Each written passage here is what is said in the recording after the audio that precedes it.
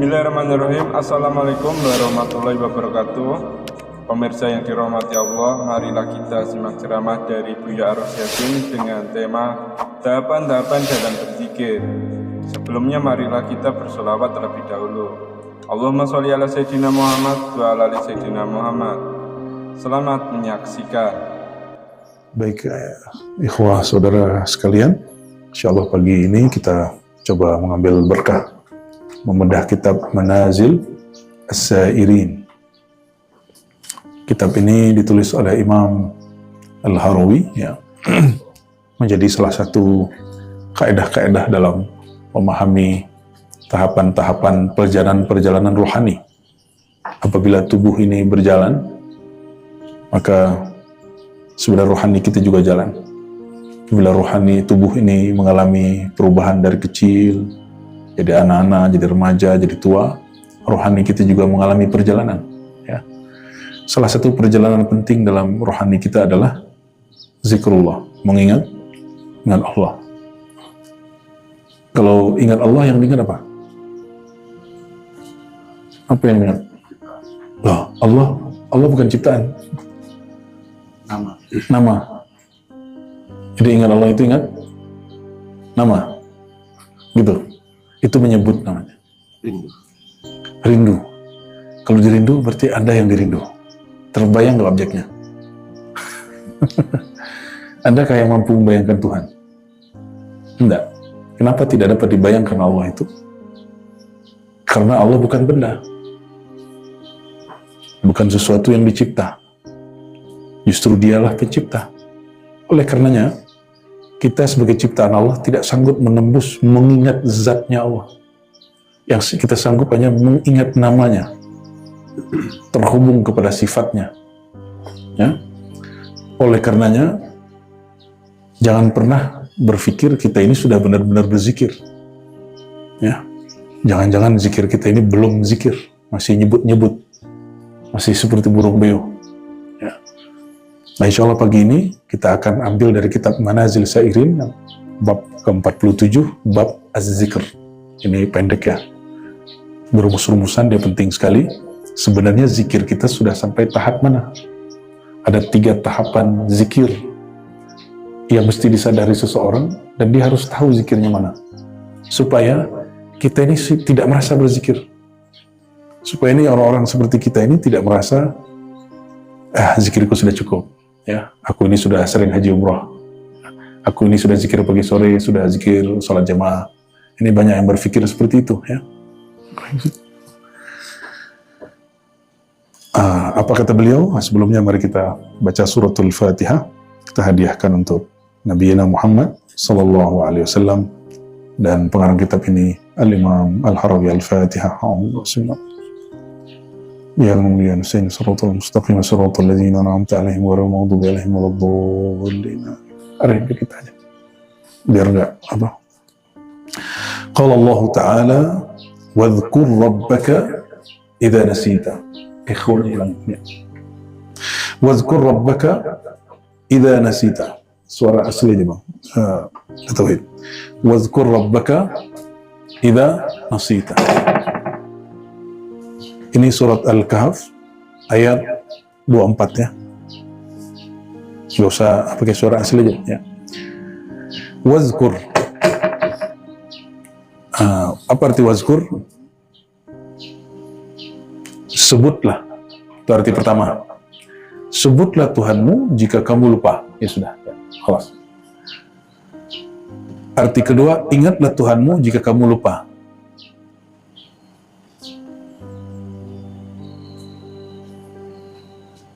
Yang ketiga belum boleh kita terjemahkan karena terjemahannya mengikuti makna rohani. Ya. Wadhkur rabbaka idza nasita.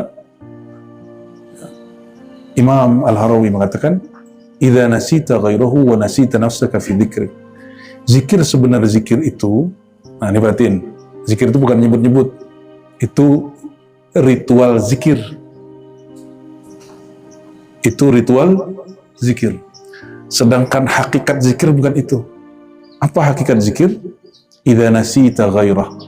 Jika engkau lupa kepada selainnya. Wa nasita nafsak, bahkan engkau lupa dirimu sendiri. Fi dzikrika, dalam zikirmu. Orang kalau dia lupa tidak memandang dirinya zikir, dia merasa berzikir nggak? Dia merasa berhak dapat pahala nggak? Dia sendiri tidak memandang dirinya zikir. Ya.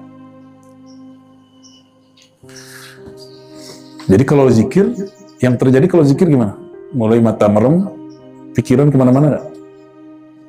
Ya, biasanya gitu. Ya, kalau mulai takbir, maka pikiran kita macam-macam.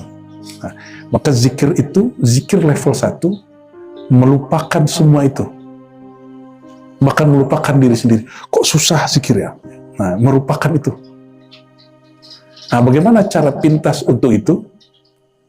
Maka datanglah seseorang kepada Nabi bertanya, wahai Rasulullah, siapakah kekasih Allah? Nabi jawab, orang yang jika mereka dipandang, memandang mereka membuat engkau ingat Allah. Nah, cari guru, itu namanya mursyid. Cukup pandang mereka, kita terhantarkan untuk ingat Allah, lupa kepada selain Allah. Nah, itu yang disebut al-mursyid al-kamil, mursyid yang ideal. Maka memandang, mengingat guru seperti itu, menghantarkan kita kepada zikir level pertama. Itu sudah hebat. Orang kalau mati dalam berzikir seperti ini, mati husnul khatimah. Ya, jadi kita ingat dia, kita tidak ingat sosoknya, tapi kita ingat ajaran dia. Gitu. Cukup dengan memandangnya, kita kemudian terarahkan untuk memandang zikir-zikir yang diajarkan. Ini level 1. Yang ini yang didapat oleh orang-orang belajar zikir dan talqin. Ya.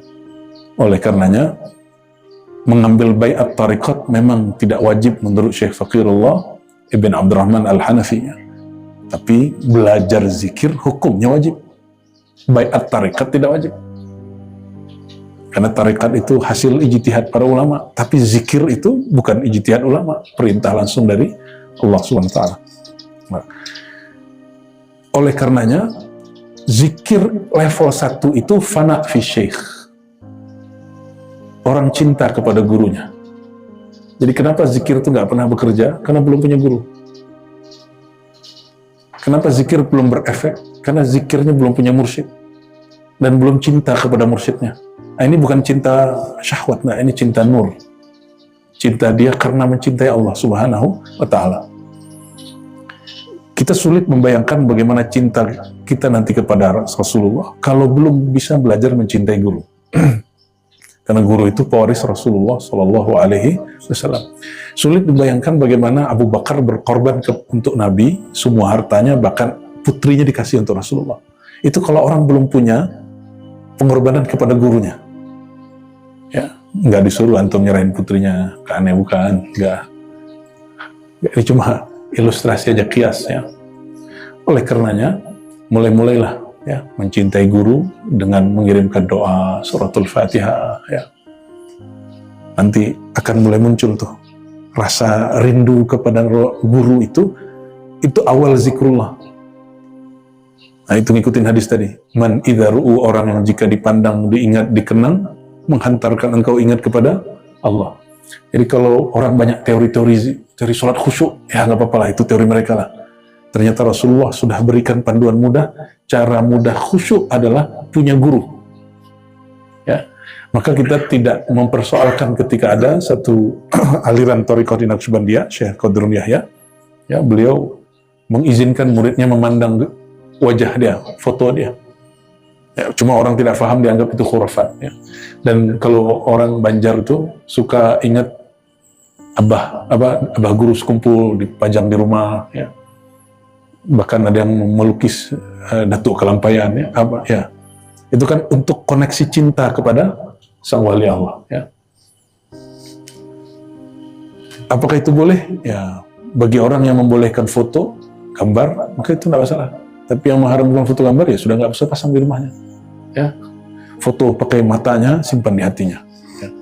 Gaya bener ya, kayak bisa aja ya. Dan anehnya orang mengharamkan foto guru, tapi di handphone dia banyak sekali foto ya, bukan foto gurunya. Baik, itu zikir level 1. Zikir level 1 bukan langsung ingat Allah, tapi mencari dulu jalan yang menghantarkan kita kepada Allah. Itu zikir. Ya. Oleh karenanya guru adalah babullah. Guru itu pintu menuju Allah. Namun jangan salah paham, guru sejati siapa? Rasulullah SAW. Maka beliau mengatakan, innama bu'ithu mu'allima. Aku diutus sebagai, tugasku sebagai guru. Jadi sebenarnya guru-guru hari ini itu tidaklah mereka bercahaya kolbunya, kecuali dia kolbunya harus terhubung kepada guru sejati Rasulullah SAW. Meskipun jasad Nabi sudah ditanam, dikubur di Madinah, ya, tapi nurnya mati nggak? Nggak. Ruhnya mati? Nggak. Oleh karenanya, kita masih dapat terkoneksi kepada nur Nabi Muhammad SAW, sebagaimana orang sebelum lahir Nabi Muhammad, mereka terhubung kepada nur Sayyidina Muhammad SAW. Salah satu kakek buyut Nabi, namanya Ilyas, ya, ke atasnya cucu dari Adnan. Itu dia ketika duduk begini, dia menyaksikan dan mendengar di dalam dirinya, tulang sumsumnya itu berzikir Allah, Allah. Itu nur Muhammadnya. Tubuh kita ini kan tercipta dari nur, ya, dari tanah, dari air, tapi semua itu dari nur. Itu yang ada di tulang susumnya, di tulang-tulang, di dagingnya, di dalam badannya berzikir menyebut nama Allah, dan dia dengar. Jadi ini namanya kakek Nabi, kakek buyut namanya Ilyas. Itu disebutkan dalam Al-Barzanji, ya, dalam Maulid Barzanji itu disebutkan kisah itu. Ini yang disebut aktifnya zikir nur Muhammad. Nabi Muhammadnya belum lahir. Apabila sebelum Nabi Muhammad lahir, Muhammad bin Abdullah lahir, kakek-kakeknya ini menyadari nama Allah berzikir di tubuhnya, maka itu juga berlaku kepada sampai ke Abdul Muttalib, Hashim, Abdul Muttalib. Lanjut kepada siapa? Hashim punya anak Abdul Muttalib punya anak Abdullah. Ya, Abdullah sama, dia juga merasakan itu. Maka ketika dia tergoda oleh suatu hal yang nggak benar, nggak tepat, nur itu mengarahkan dia. Nah, sekarang jasadnya sudah meninggal, nurnya masih utuh, Maka disebutkan di Quran, wallahu mutimmu nurihi. Allah lah yang menyempurnakan nurnya. Ya, oleh karenanya syaitan tidak suka kajian nur. Masalahnya syaitan ini kadang pinjam lisan ustadz. Ya, akhirnya si ustadz mengatakan kajian nur Muhammad kajian sesat. Na'udzubillah summa na'udzubillah, ya. Jadi zikir level 1 adalah fana fi syekh, fana fi muallim, dan fana pada guru. Awal dari fana kepada Sayyidina Muhammad. Fana fi Sayyidina Muhammad, awal dari fana fillah, awal dari fana, lebur karam cinta kepada Allah Subhanahu wa Ta'ala, ya. Jadi tidak usah repot-repot hilangkan dunia, tidak usah. Ya, ingat saja, ya, rasakan guru kita di depan. Insya Allah langsung hilang itu pikiran dunia. Insya Allah, ya. Guru yang mengajarkan zikrullah. Jadi kalau susah sekali sholat khusyuk itu, nggak usah bayangkan Ka'bah. Ka'bah itu batu bata. Ya. Ingat orang yang ajarkan kita zikir. Karena ruhnya terwaris dari rohani Rasulullah SAW. Maka lebur dalam ingat orang pewaris Rasul ini, hilang wajah dia, muncullah nur Nabi Muhammad SAW. Ya. Oleh karenanya di dalam Kanzul Ma'rifah itu, Syekh Muhammad Arsyad Al-Banjari mengatakan, jalan pintas menuju Allah, salah satunya adalah engkau mengetahui bahwa dirimu, asal tubuhmu, jasadmu, jiwamu berasal dari nurullah, nur Muhammad SAW. Ya, jadi tiadalah tubuhku, tiadalah jasadku, tiadalah jiwaku, tiadalah darahku, tiadalah dagingku, tiadalah tulangku, tiadalah sumsumku, tiadalah kecuali dari nur Muhammad SAW. Ya. Kalau itu di Banjar, kalau di Padang, Sumatera Barat lain lagi. Ya. Mereka buat syair. Guru-guru saya itu waktu kita talqin Tarekat Samaniyah dulu, mereka buat syair. Syekh Abuya Hasan Basri yang mengajarkan saya Tarekat Samaniyah, beliau bersyair seperti ini. Awalnya nur, akhirnya nur. Di dalam nur sama Allah. Awalnya nur, akhirnya nur. Di dalam nur basarnya Allah. Terus sampai akhir. Sifat ma'ani yang 7. Awalnya nur, akhirnya nur. Habislah nur, bertajallilah Allah. Nah, cuma itu kita urai dalam syair yang baru, ya. Tajalli itu fana fillah, baqa billah. Ya. Kita juga tidak sembah nur. Ya, kita tidak sembah nur. Karena nur pasti juga padam. Nur dicipta Allah, kecuali nur zat Allah itu tidak ciptaan. Sedangkan nur Sayyidina Muhammad SAW itu dicipta. Nah, nur yang ada di guru, nah, ini kalau teman-teman merasakan zikir itu connect. Nah, tadi susah sekali connectnya itu. Ya, kita ajak lagi, lepas lagi, ajak lagi, lepas lagi, ngantuk soalnya. Kita ajak lagi, lepas lagi, ya, terakhir dapatlah dikit ya. Allah mulai dapat ya. Allahu mulai dapat dikit. Ya.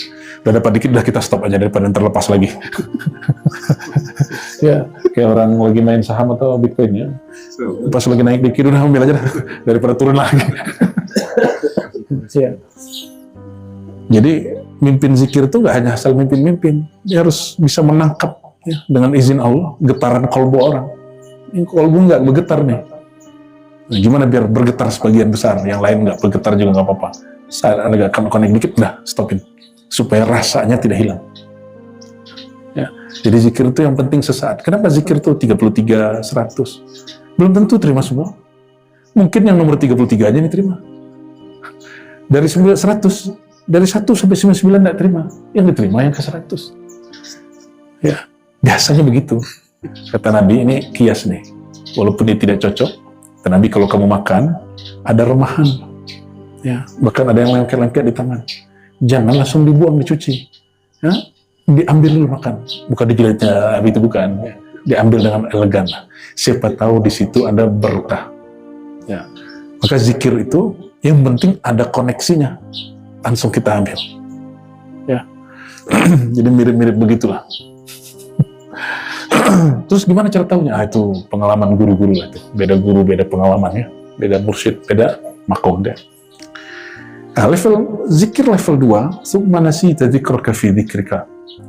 Engkau tidak hanya lupa selain Allah dan lupa dirimu. Sekarang nasita dzikraka, engkau lupa dengan zikirmu sendiri. Fi dzikrika, di dalam zikirmu. Jadi nanti ada masa diajak zikir, kaskat tahu-tahu sudah 1000. Nah, itu level 2 itu. Ya. Tahu-tahu sudah hilang. Orang sudah berangkat, kita gitu ya. Itu namanya an-naumu fi dzikr. Tertidur di dalam zikir. Jadi boleh nggak tidur dalam zikir? Boleh. Itu nikmat. Karena tidur itu hanya terjadi saat gelombang otak seseorang tenang. Apabila dia tertidur dalam zikir, itu hadiah dari Allah SWT ya. Tapi kalau zikir tidur sebelum zikir lain cerita itu. Ente yang mana, Cung? Bisa dua-duanya. Yang barusan kayaknya sebelumnya tuh ya. Coba rasakan nanti zikir tutup ketiduran. Itu nikmat sekali itu. Nikmat sekali. Betul ya? Cuma jangan lagi sholat ketiduran, tuh nggak masuk itu. Ini yang disebut fana. Kalau tadi fana an ghairillah. Fana dari selain Allah, sekarang fana dalam zikir. Ya. Dan ini mustahil terjadi kecuali bagi orang yang sudah talqin zikir. Illal majzubin, kecuali orang yang jazab, dan itu 1 dalam 10.000, 1 dalam 1 juta orang. Ya, jangan minta majzub, nanti akalnya dicabut. Ya, harus talqin, suluk, ya, barengan jazab, itu hadiah nanti. Dan yang terakhir, ya, yang terakhir, summa nasita fi dzikril haq iyyaka kulla dzikr. Lalu zikir yang ketiga, engkau lupa dalam mengingat Allah, iyyaka, kepada engkau, kulla dzikrin. Ya, maksudnya adalah tidak menyaksikan diri kita yang berzikir. Sebenarnya yang dapat ingat Allah itu hanya Allah itu sendiri. Kita ini hanya sebut nama dia. Qalbu hanya sebut nama dia. Jadi yang dapat ingat Allah itu, coba ingat orang tuanya, bisa ingat? Baiknya hidup atau sudah meninggal, bisa ingat? Kenapa? Sudah pernah jumpa? Dulu kita pernah jumpa Allah. Pernah di alam ruh. Perjumpaan itu disebut musyahadah. Tapi ada yang ingat gak sekarang? Ketutup oleh otak ini. Maka otak ini dia harus fana dulu. Istirahatkan dia dulu, baru nanti ruhnya ingat. Maka apabila ruh ingat, mengingatnya dengan cara tanpa cara. Maka teman-teman kalau mulai rindu kepada Allah, itu rindunya mulai guru, rindu kepada Rasulullah, baru mulai rasa nangis. Ya, orang rindu nangis nggak? Ya, pasti mulai nangis. Ya. Nah, dia nggak tahu kenapa saya nangis. Itu mulai rindu, ruhnya mulai kurang. Ya. Kita kalau ingat orang-orang yang kita sayangi, kita pasti nangis. Ya. Jadi, zikir tertinggi itu, kata Imam Al-Harawi, apabila engkau diberi kesadaran bahwa yang berzikir sebenarnya bukan engkau, tapi yang berzikir kepada Allah itu sendiri. Berarti fana'lah ini, baka'lah Allah. Fana'lah diri, baka'lah ilahi. Jadi yang ingat aku, hanya aku, kira-kira itu. Maka zikirnya bukan la ilaha illallah lagi. Bukan la ilaha illahu lagi. Kalau yang berzikir Allah, apa lafaznya? Allah berkelam ke Nabi Musa, "Hai Musa, innani anallah, la ilaha illa ana." Hai Musa, akulah Allah, tiada Tuhan selain aku. Karena dia mengingat dianya. Aku itu mengingat sang aku. Itu.